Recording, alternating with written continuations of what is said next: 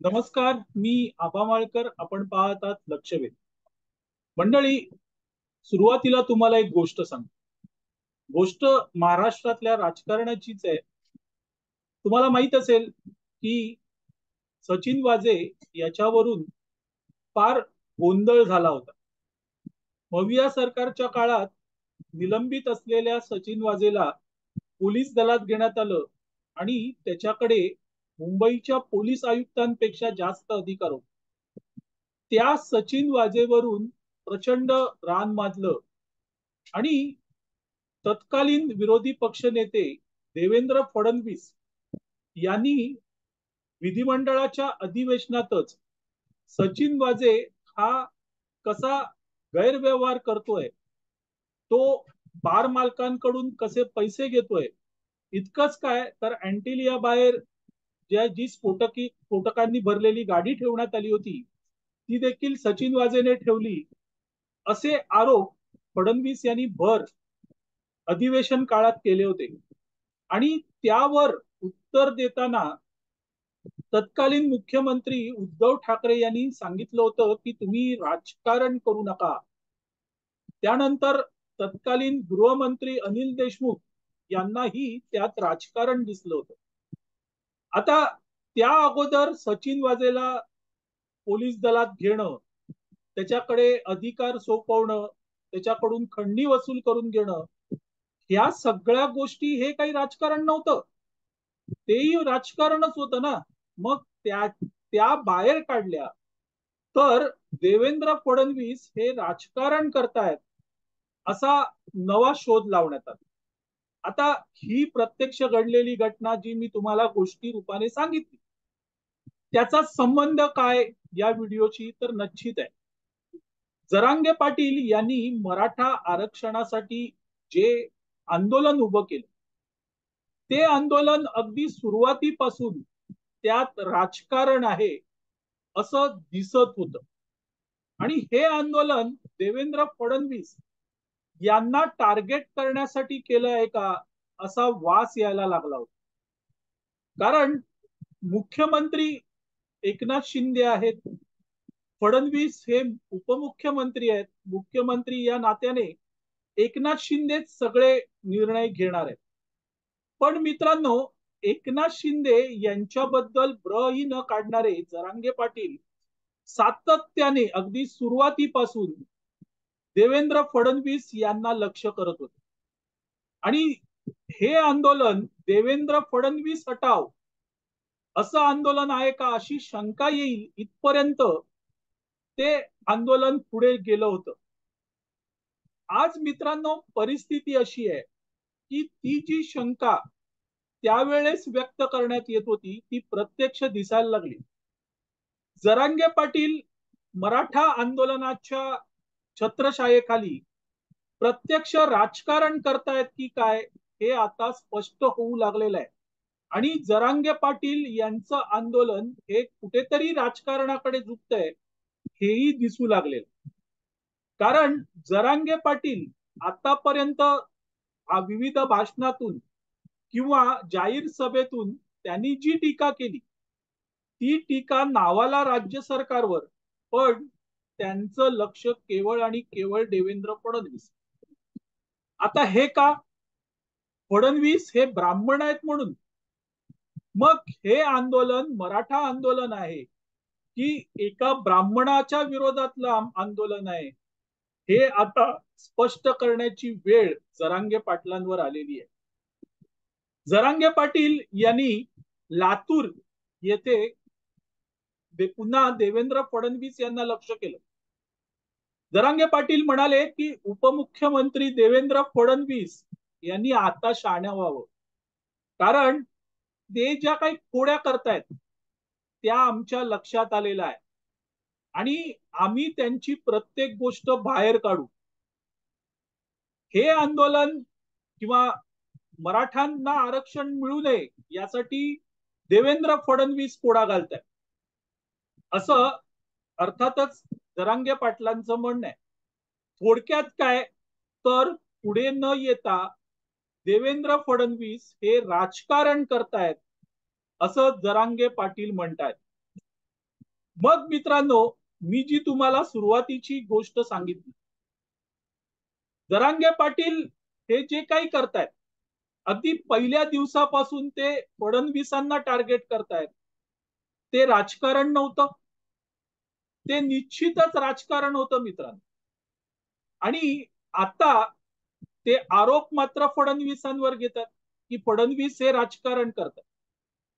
अचानक जरांगे पाटील यांच्या या आंदोलनाला इतक्या मोठ्या प्रमाणात अर्थसहाय्य कसं झालं, इथपासून अनेक प्रश्न उपस्थित होत आहेत. अगदी भाजपचे आमदार नितेश राणे यांनी जी प्रतिक्रिया दिली आहे तीही बोलकी आहे. नितेश राणे म्हणतात की आम्हाला देखील तुमच्या डोक्यामध्ये कोण विष कालवतोय, तुमची भाषणं कोण लिहून देतोय, तुमच्या तोंडातून मुस्लिम आरक्षणाची भाषा कोण बोलायला लावतोय, हे सगळं बाहेर काढावं लागेल. याचा अर्थ स्पष्ट आहे मित्रांनो, की जरांगे पाटील यांचं आंदोलन हे केवळ मराठा आंदोलन, मराठा आरक्षणाचं आंदोलन राहिलं नाहीये, तर ते आंदोलन आता कोणतरी हँडल करतंय, कोणतरी जरांगे पाटील यांचा वापर करतंय. आणि ती शंका अगदी सुरुवातीपासून व्यक्त करण्यात येत होती. मंडळी, सगळ्या आमदारांना, खासदारांना, नेत्यांना गावबंदी करण्यात आली, पण रोहित पवार यांची यात्रा मात्र प्रत्येक गावात जात होती. त्याबद्दल शंका उपस्थित केल्या गेल्या आणि त्याचं उत्तर मात्र कोणीही दिलेलं नाही, हे महत्वाचं आहे. त्यानंतर अनेक अशा गोष्टी महाराष्ट्रात झाल्या मित्रांनो. त्या गोष्टी होताना त्याच्यात प्रतिक्रिया दिल्या नाही. काही आमदारांची घरं जाळण्यात आली.